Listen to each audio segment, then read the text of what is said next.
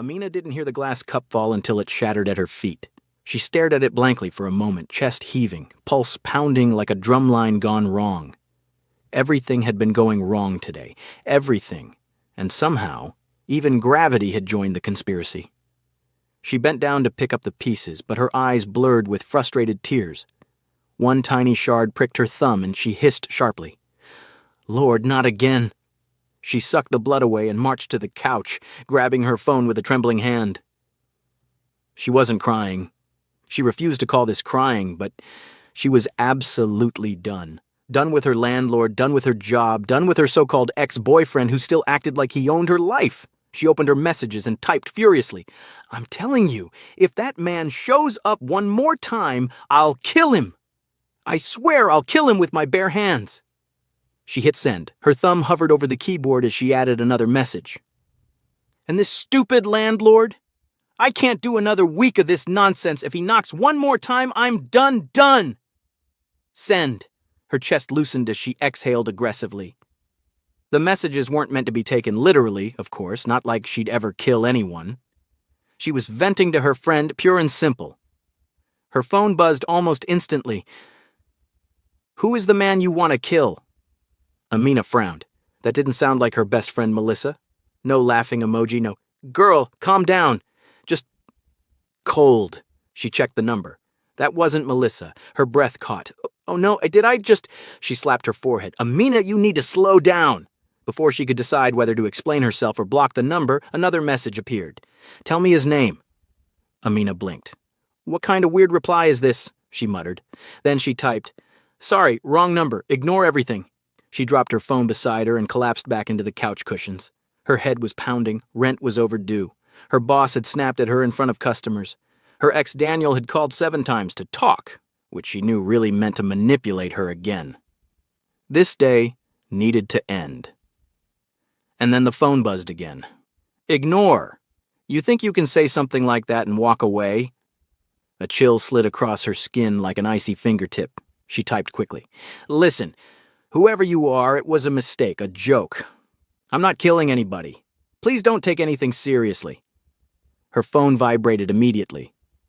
"Do you make jokes about murder often?" Amina's irritation rose. "Why is this person acting like police?" she muttered, rubbing her forehead. She typed again. "Why are you asking so many strange questions? I said it was the wrong number." The reply was instant. "So, you're not in danger?" Amina froze. What was this, a concerned citizen hotline? She typed back, "No, I'm just exhausted and annoyed. That's all." A pause this time. A full 30 seconds of silence, then, "Where are you?" Amina dropped the phone as though it had burned her palm. She stared at it in disbelief. Then she pressed her hands against her temples. Nope. This was not her circus, not her monkeys. She blocked the number, and that, she told herself, was the end of that. But as she curled up in bed hours later, sleep refused to come. Her mind replayed the messages. The tone wasn't normal, not playful, not creepy in a flirtatious way. It was authoritative, demanding, like someone used to giving orders, someone dangerous. "Stop it, Amina," she told herself firmly. "It's probably a bored delivery guy or some teenager messing around." Still, her stomach wouldn't settle. Around 3 a.m., she finally drifted off. The banging woke her. Not tapping, not knocking, banging. Amina's eyes shot open. Dawn was barely breaking through the curtains. She checked her phone. 6:12 a.m. The pounding continued. She froze beneath the covers. No, that wasn't possible. It couldn't be that person. Impossible. She was imagining things. Another thunderous bang rattled the door. Her heart flew into her throat. Hands trembling, she slid out of bed and padded silently across the living room. She pressed her ear to the door. Nothing. Silence. Then a calm, deep voice spoke. "Amina." She stopped breathing. How did he know her name? Her feet felt glued to the floor. She swallowed hard, her throat painfully dry. Every instinct screamed not to open the door, but the voice came again, low, patient, chillingly sure of itself. "I know you're awake. Open the door." Her blood ran cold. Open the door. Why would she open the door for someone who sounded like a villain in a Korean drama? She backed away slowly, eyes wide. Her phone buzzed. She snatched it up with shaking fingers. New message. You shouldn't block me. Amina clapped a hand over her mouth to stifle a gasp. She checked the top of the message. It was from the same number. She hadn't blocked him? No. It said blocked. But the messages were still coming. Her breath quickened as a horrible realization dawned.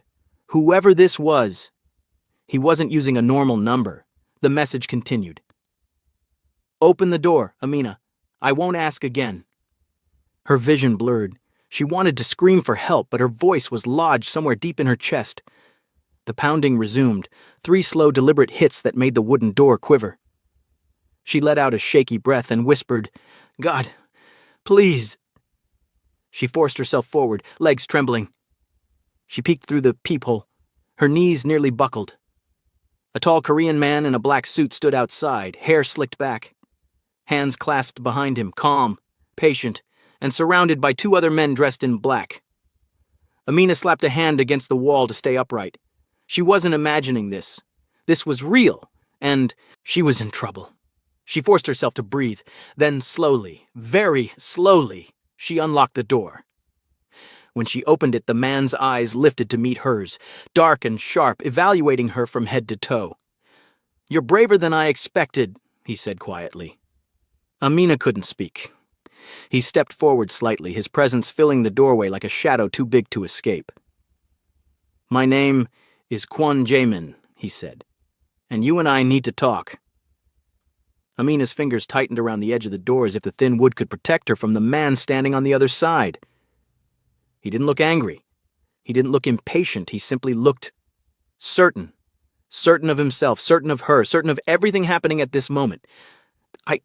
I don't understand, she whispered, swallowing hard. How do you know my name? How do you know where I live? Kwon Jae-min didn't answer immediately. His eyes traveled over her face with an unreadable expression, then flicked briefly to her trembling hands. You sent me a message, he said. Several, actually. She felt heat rush to her face, embarrassment coating her skin like a second layer. It was a mistake. I told you it was a mistake. I didn't mean anything I said. His head tilted slightly. You didn't mean it, or you regret that I saw it? Both, she blurted out. A soft sound escaped him, almost a laugh, but not quite. More like amusement wrapped in danger. One of the men behind him shifted, and Amina's breath hitched. Please, she whispered, if I offended you, I'm sorry. I didn't know who you were. I still don't know who you are. Kwon, he repeated. Jae-min. Not someone you should have texted, but also not someone who appreciates being blocked. Her lips parted. That wasn't on purpose. You panicked, he finished for her. Most people panic when they accidentally contact me. That did nothing to calm her nerves. Her grip on the door tightened. I should go get my wallet, she said shakily. If this is about money, I can...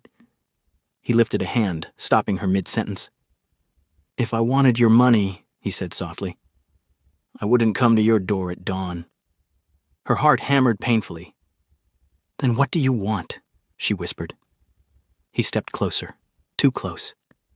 Close enough that she could see the faint scar under his jaw, the cool calculation in his eyes, the way he assessed her reactions with unnerving precision. I want the truth, he said. Who is the man you claimed you would kill? Amina choked on air. No, that wasn't real. I wasn't serious. You sounded serious. His voice sharpened, but only slightly.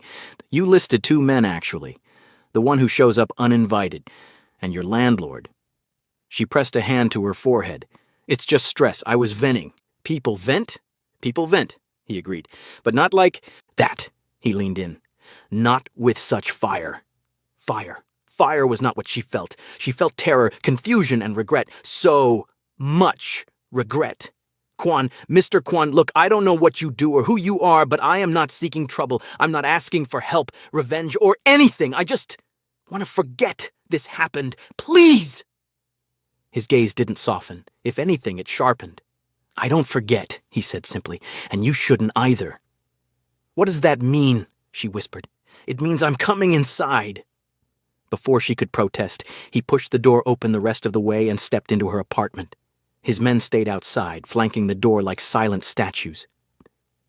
Amina stumbled back, too stunned to speak. You can't just come in, she cried. I just did, he replied calmly, glancing around her small living room. You live alone. It wasn't a question, but she answered anyway. Yes. No family here, no roommate, no one to witness anything that happens to you. Her chest tightened so hard she nearly doubled over. Why would you say that? To see how you respond. Her legs wobbled. She grabbed the back of a chair for support. You seem easily frightened, he observed. Of course I'm frightened. A strange man showed up at my door with 2 bodyguards at 6 a.m. Fair. He looked at her again. Are you frightened of me? Yes, she snapped, breath trembling. Anyone would be. A flicker, just a flicker, of something like curiosity flashed in his eyes. Good, he murmured. Fear keeps people honest. She swallowed hard. Her pulse pounded in her ears. Everything about him radiated danger, the controlled movements, the quiet confidence, the way he seemed to dominate the room without raising his voice. He walked further in, examining the room like a man appraising a painting. Amina backed away from him until she reached the opposite wall. Why are you here? She whispered again. You messaged me, he said simply. You spoke freely. You spoke boldly. No one does that. It was an accident. And yet, he said, turning to her, your words were honest, raw. You spoke like someone who has reached her limit. Her chest tightened. So what? That doesn't give you the right to follow me or break into my home. Break in? You opened the door. I opened it because you scared me. And yet you still opened it. She blinked. You think that makes me brave? Or stupid? His lips twitched faintly. Both. She pressed a hand over her face. I can't deal with this. Please, just leave. I have work soon. I don't want trouble. You already have trouble, he replied softly. You live in a place that's unsafe. Your landlord harasses you. Your ex won't leave you alone. Your job underpays you. And last night, his gaze lowered. You fell apart. Her breath stopped. Were you watching me? No, he said, but I recognized the sound of exhaustion. She stared at him, unsure whether to scream or faint. Why do you care? She asked shakily. Quan stepped closer again, until there was barely a meter between them. Because people don't speak to me the way you did, he said, and I want to know why. It was a mistake, she whispered again. His voice dropped even lower. Then make another mistake. She flinched. What? Tell me about him, the man you feel such anger toward. Amina shook her head violently. No, I'm not telling you anything. Then I'll find out myself. Her eyes widened. No, wait. You can't just go around investigating people in my life. I can, he said simply. And I will. Panic flared through her. What do you want from me? He considered her for a long moment. Breakfast. Amina blinked. What? He sat down on her couch as though he had been invited. I've been awake all night. If you want me to leave peacefully, make me breakfast. She stared at him, mouth hanging open. You can't be serious. I am. She looked at him. He looked back, unblinking. This is ridiculous, she muttered. And yet, here we are, he replied. Her shoulders sagged in defeat. She shuffled to the kitchen, muttering prayers under her breath. As she cracked eggs into a pan, her phone buzzed with a new notification from her YouTube channel app. Amina exhaled shakily, glancing at the camera icon on her phone screen. If I survive this, she whispered to herself, I'm telling this story on my channel. They better subscribe. She glanced over her shoulder at Quan, who sat calmly, watching her with unreadable eyes. Amina tried to steady her breathing as she stirred the eggs. Her hands trembled so badly the spatula clattered against the pan. She prayed the loud clang didn't reveal how terrified she was. She wanted to run. She wanted to scream. She wanted to throw the pan out the window and pretend none of this was real. But Quan sat in her living room like he owned the building, elbows on his knees, watching her every move. She could feel his gaze drilling into her back. I don't cook for strangers, she said softly, forcing the words out. This is the first and last time. Good, he replied. I don't enjoy being cooked for by strangers. She paused. So what does that make me? We're becoming acquaintances. Frying oil hissed loudly, masking the small, distressed sound that escaped her throat. Acquaintances don't show up at each other's houses at dawn with bodyguards. Then think of me as something else. She hesitated. Something like what? Something you shouldn't provoke. Her hand froze on the stove. The air thickened, heavy and suffocating. She forced herself to breathe again and resumed cooking. In 5 minutes, she placed a simple plate of eggs and toast on the small table in front of him. Quan picked up the fork with deliberate calm, took a bite, and then nodded once. "This is good. Glad you approve," she muttered, rolling her eyes before she realized who she was rolling them at. Her heart stuttered. She snapped her gaze away, waiting for the men outside to storm in and drag her to the afterlife. But instead of reacting with irritation or anger, Quan's lips curved, just barely. "You have spirit," he said. She threw her hands up in disbelief. "I'm not trying to have spirit. I'm trying to stay alive." "That too." He continued eating while she hovered near the wall like a trapped bird. When he finished, he set the fork down neatly and leaned back on the couch. "Sit!" The command hit her like a slap. I prefer to stand. I prefer that you sit." Her stomach sank. She approached cautiously and sat at the very edge of the chair farthest from him. He watched her with quiet amusement. "Amina." She stiffened. "What?" "You're safe," she huffed. "Says the man who broke into my morning like an action movie villain." "I'm not a villain." "You're not a hero either." He chuckled, an actual chuckle, and the sound vibrated through her like a warning bell and a warm breeze at the same time. He folded his hands. "Tell me about your ex." She jerked back. "No." "Tell me about your landlord." "No." "You told me you were done with both of them." "That was me venting, normal human venting." "Normal people vent to friends," he said. "Not to me." She rubbed her face with both hands. "I didn't know who you were." He leaned forward. "You know now." Silence descended. Thick, heavy, charged. Amina swallowed the knot building in her throat. "Look, I know you have power. I can feel it. I don't want trouble with you or anyone around you. If I offended you, You didn't offend me." His voice cut clean through her rambling. "You interested me." She blinked. "Interested how?" He studied her, eyes slow and symbolic as they moved. "You speak without fear," he said, "but your eyes show fear. It's contradictory." "That's because I don't know whether you're here to protect me, kill me, or adopt me." A quiet, startled laugh broke from him. For the first time, he seemed genuinely thrown off. Then he leaned back, shaking his head once. "You're unique," he murmured. She crossed her arms. "Okay. And what are you?" "A problem solver." "Well, I don't need solving." "That's not what I said." She stared at him. He stared back, unwavering. A minute passed. Maybe 2. The tension tightened until even the air felt shaky.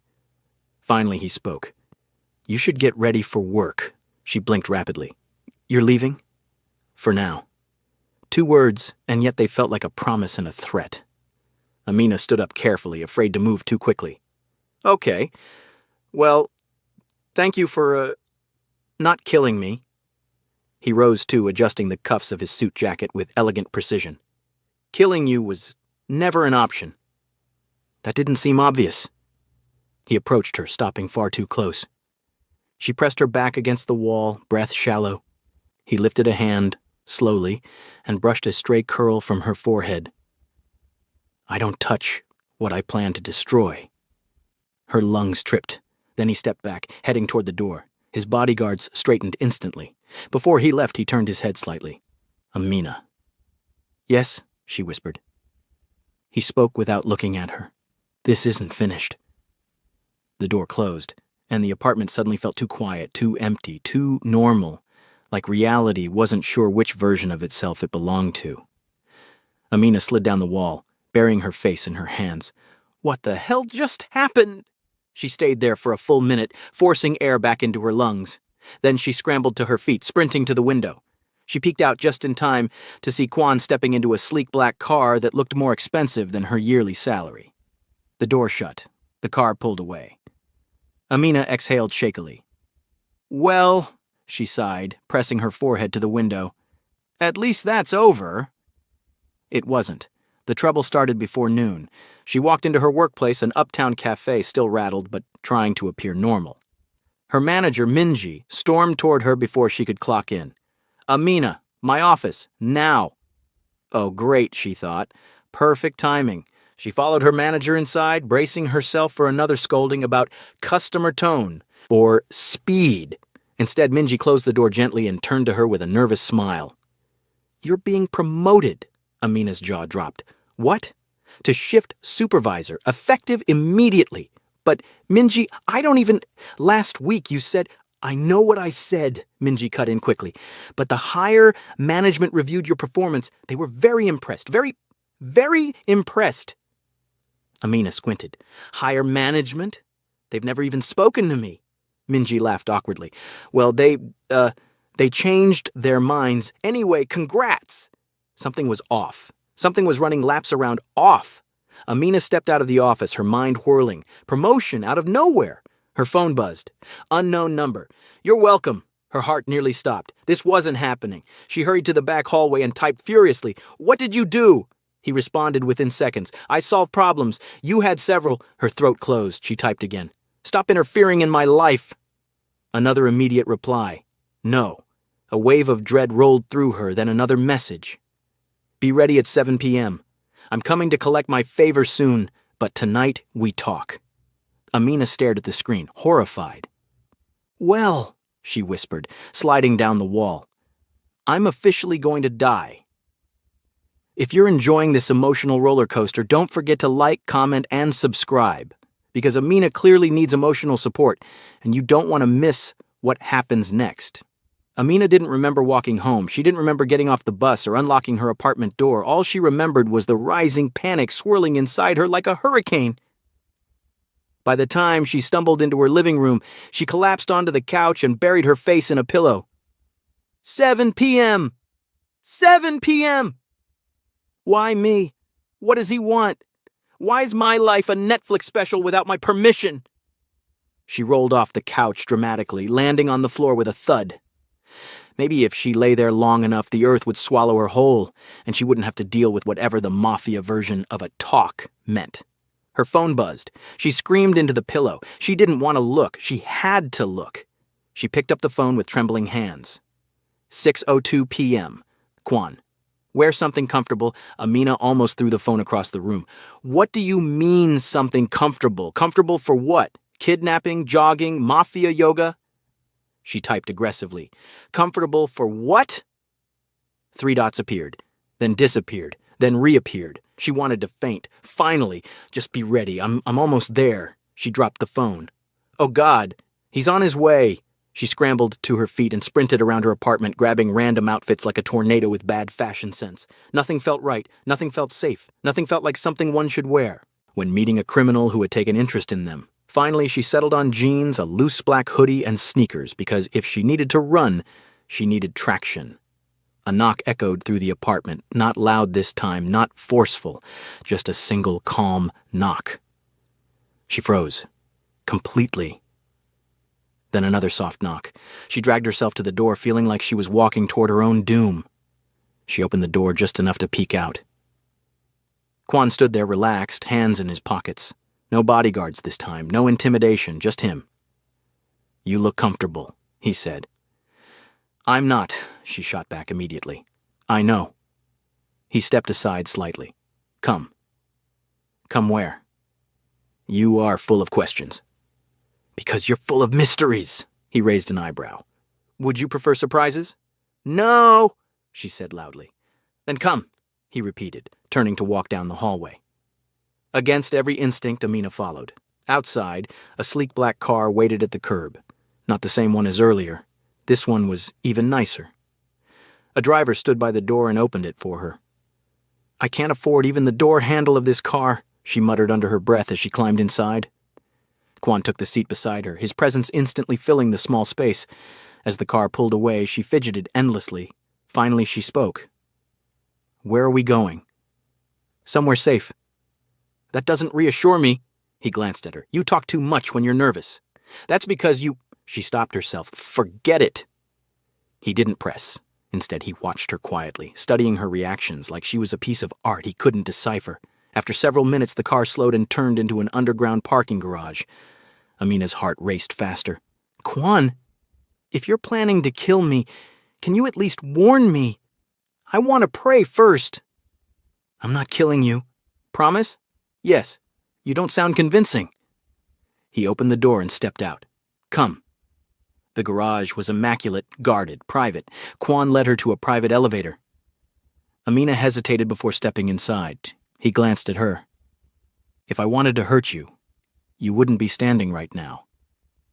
That's fair, she admitted reluctantly.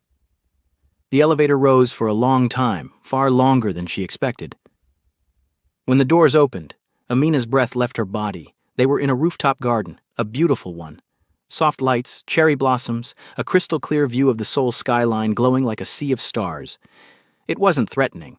It wasn't cold. It was breathtaking. Amina turned slowly, stunned. What is this place? My private rooftop, Quan said. No one comes here except me. And now me? Yes. Why? Because you're interesting. She pressed a hand to her forehead. You keep saying that, like it explains anything. He motioned for her to walk with him. She followed reluctantly, staring at the city lights like they might offer answers. For a while, neither spoke. The night breeze was cool and gentle, brushing against her skin. Finally, he stopped near a bench. Amina, he said quietly, your message wasn't just a mistake, it was a cry for help. It wasn't, it was. His voice cut through her denial with calm certainty. You don't trust easily. You hide your anger, you hide your exhaustion. But last night you stopped hiding. Her chest tightened painfully. I don't need help, she whispered. You do. I don't want help from you. He turned to face her fully, eyes sharp. Then tell me no. I what? Tell me you don't want my help, he repeated. Truthfully. Not out of fear, not out of confusion. Truthfully, Amina. Say the words. Her mouth opened. No sound came out. He waited. She exhaled, voice small. I don't know. A slow breath escaped him. He stepped closer, but not too close, just enough that she could feel the weight of his attention. Then let me help. She didn't respond. He continued, voice low. Your landlord is harassing you. Your ex is manipulating you. Your boss mistreats you. You're alone in a foreign country. You are drowning, Amina. Let me pull you out. She shook her head. You're dangerous. Yes, he said simply, but I am not dangerous to you. Her heartbeat stuttered painfully. She looked away, unable to hold his gaze. What do you want in return? He didn't answer at first. She forced herself to look at him and wished she hadn't. His expression was unreadable but intense, heavy enough to make her throat tighten. Just one thing, he said. Her voice trembled. What thing? He stepped closer, slow, deliberate, predatory only in certainty, not intention. His eyes never left hers. A promise, Amina's voice cracked. A promise of what? That you won't disappear, he said softly. That if I help you, you'll stay where I can find you. A shiver traveled down her spine. Why would you want that? His jaw tightened. His voice dropped to a whisper. Because the moment you texted me, my life changed. Silence. Dangerous silence. Emotional silence. Amina's breath faltered. She looked away, blinking rapidly, unsure whether she should run or stay or cry or yell. Quan, she whispered. Before she could finish, her phone buzzed. She flinched and fumbled for it. New message from her landlord. Amina stared in disbelief. I apologize for disturbing you. Your rent is reduced starting next month. Please let me know if you need anything. Thank you. Her heart stopped. Quan's gaze remained on her, watching her read the message. Her hands shook violently. What did you do? She whispered. I kept my promise. He said simply. I solve problems. Tears pricked her eyes. Fear, relief, shock, confusion, all of it tangled into a knot so tight she couldn't untangle it. Quan, this is too much. I don't know how to handle this. I don't know what you want from me." He stepped closer again, and this time he gently lifted her chin so she would meet his gaze. "I told you," he said, voice barely above a whisper. "I want your promise, and in return, you get my protection." She exhaled shakily. "This feels like a trap." "It isn't." "Then why does it feel like I'm standing on the edge of something dangerous?" "Because you are." She swallowed hard. "And if I say no?" He lowered his hand slowly, expression unreadable. "Then I walk away, and your problems return the moment I do." Her throat tightened. "That's not fair." "Life isn't fair," he said softly. "But I am giving you a choice. One that no one else has ever given you." Her breath quivered. He extended his hand. "Amina, choose." She stared at his hand, at his eyes, at the city lights behind him, at the life that was falling apart, at the life he was offering. Fear and warmth and warning and comfort swirled together until her vision blurred. Amina slowly, very slowly, lifted her hand. "Quan," she whispered, voice trembling. "If I give you my promise, what happens next?" He didn't smile. He didn't blink. He simply said, "You'll find out soon. Very soon." Her fingers touched his, and the moment they did, everything inside her shifted. She didn't know it yet, but her life would never, ever be the same again. Amina didn't sleep that night. She lay in her bed staring at the ceiling, replaying Quan's words over and over again. A promise, protection, change. A life she never asked for, tied to a man she barely knew, yet felt dangerously drawn to. She didn't understand him. She didn't understand her own reaction to him. All she knew was that nothing in her life had prepared her for someone like Quan Jamin. By sunrise, she still hadn't made a decision. But fate, as always, didn't wait for her. Her doorbell rang at 7:12 a.m. Amina scrambled out of bed, threw on a robe, and tiptoed to the door. When she opened it, Quan stood there. But this time, he wasn't alone. An elderly Korean woman, graceful and sharp-eyed, stood beside him. They both bowed slightly. "Amina," Quan said, "may we come in?" She hesitated, then stepped aside. The woman entered first, glancing around the apartment with a gentle but assessing gaze. Quan followed. Amina crossed her arms. "Okay, what's going on?" "This is my grandmother," Quan said. "Her name is Jung Hai-sun." Amina blinked. "His grandmother?" The woman smiled warmly. "I've heard much about you, child." Amina's stomach sank. "All bad, I assume." "On the contrary."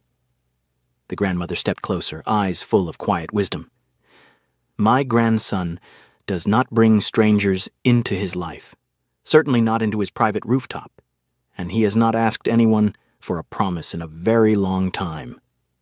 Amina felt something shift inside her chest. She turned to Quan. Why bring her here?" "Because she knows everything," he said softly, "and you deserve the truth." Amina's heart thudded. Finally she would understand what all of this meant. Quan sat on the edge of her couch. His grandmother sat beside him, folding her hands neatly. Amina remained standing, too nervous to sit. "Quan," she whispered, "tell me what's really happening." He took a slow breath. "Amina, my interest in you didn't begin the moment you texted me." She stiffened. "What?" He met her eyes, steady, calm, honest. "I saw you 2 weeks before that." Amina froze. "Saw me where?" "At the cafe where you work." Her breath caught. "You were dealing with a difficult customer. A foreigner yelling at you for a mistake you didn't make. You apologized. He didn't stop. Instead of breaking down, you stood straighter. You didn't insult him. You didn't raise your voice. You didn't cry. You simply defended yourself with dignity." Amina's lips parted, surprised. "I admired that," he continued. "Most people crumble under pressure, but you didn't. You held your ground." His jaw tightened slightly. "Then your manager berated you afterward. You bowed, apologized again, and went right back to work." Amina slowly sank onto a nearby chair, overwhelmed. "You watched me," she whispered. "I did. I told myself it was a curiosity." His voice dropped. It wasn't. His grandmother nodded. He spoke of you repeatedly. Your courage, your composure, your strength. Amina pressed a hand to her chest. But that can't be the whole reason you want to protect me. It isn't. Kwan's expression hardened. You're being targeted. Amina's blood ran cold. Targeted? By who? Kwan's voice lowered. Your ex. She shot to her feet. Daniel. He's annoying, but he wouldn't. He would, Kwan interrupted. And he did. The room tilted slightly. Amina grabbed the arm of the chair. Kwan continued. The night you texted me, I traced the number and ran a basic background check. Anyone who contacts me gets one. What I found alarmed me. Her breath quivered. What did you find? Your ex-worker, Daniel, has been reporting your location to a small criminal group in Itaewon. They call themselves a business network, but they're involved in scams and trafficking. He owes them money. Amina's hand flew to her mouth. No, that doesn't make sense. He used your old shared photos as proof he could deliver you, Kwan said darkly. He told them you were alone, foreign, and easy to manipulate. He offered you as collateral to wipe his debt. Amina's knees gave out. She collapsed onto the floor, shaking violently. Kwan moved instantly, kneeling beside her but not touching her. Amina, breathe. Stay with me. She pressed her palms against her eyes as tears streamed down. Her chest tightened painfully. He tried to sell me? Yes, Kwan said quietly. His grandmother placed a gentle hand on Amina's back. Child, you did nothing to deserve this. Evil people make evil choices. You survived because you were strong enough to leave him. Amina sobbed into her hands, her entire body trembling. I didn't tell you this earlier, Kwan continued, because I didn't want to overwhelm you. But you needed to know the truth. You weren't paranoid. You weren't dramatic. You were in danger. She slowly lowered her hands, eyes red and swollen. So, that's why you want to protect me? It is one reason, he said. Then he lowered his gaze. The other reason is, I care for you. Amina froze. I tried to stay away, Kwan said softly. But when your message came, when I saw your anger, your exhaustion, your fear, I couldn't ignore you anymore, not when I had the power to shield you from everything trying to break you. But you don't even know me, she whispered, tears slipping down again. He finally reached out and took her hand gently. I know enough, and I want to know more. If you'll let me. Amina stared at their joined hands, breath trembling. For the first time, she didn't feel fear touching him. She felt something else. Warmth, safety, certainty. His grandmother spoke softly. He is not an easy man, Amina, but he is a loyal one. When he chooses someone, he protects them with his life. Kwan squeezed her hand lightly. You don't have to accept anything. You don't have to give me your promise.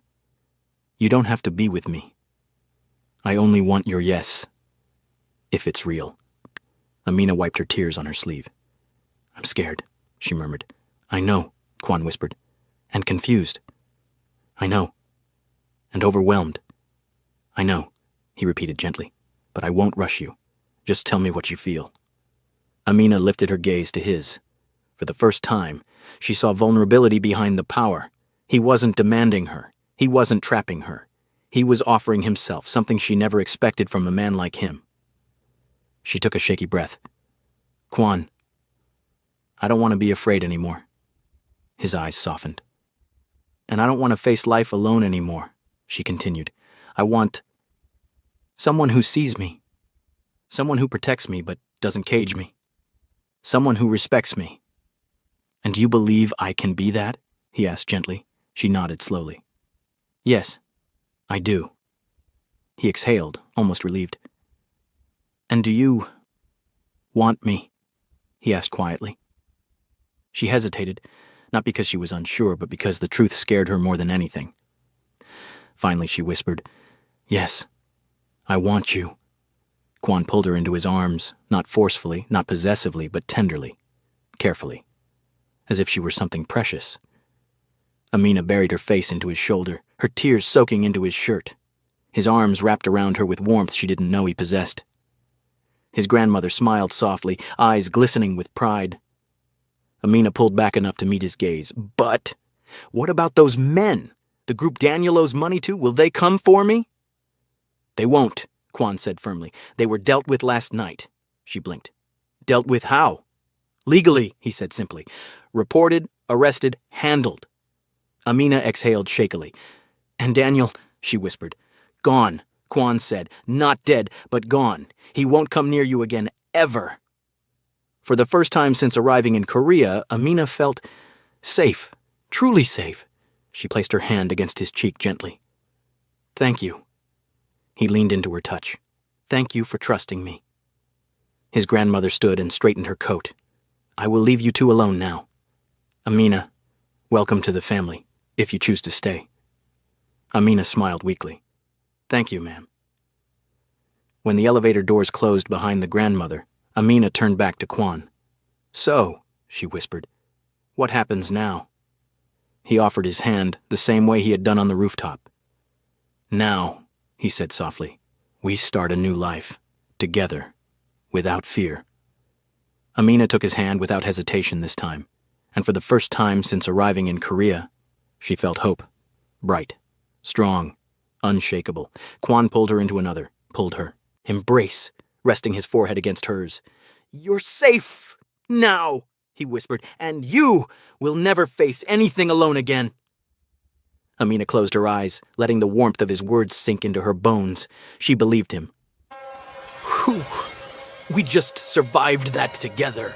If you loved, or barely survived, this emotional roller coaster, don't forget to comment your favorite part, and subscribe so you never miss the next wild ride. Oh, and tag a friend who needs this kind of chaos in their life. Trust me, they'll thank you later. See you in the next story.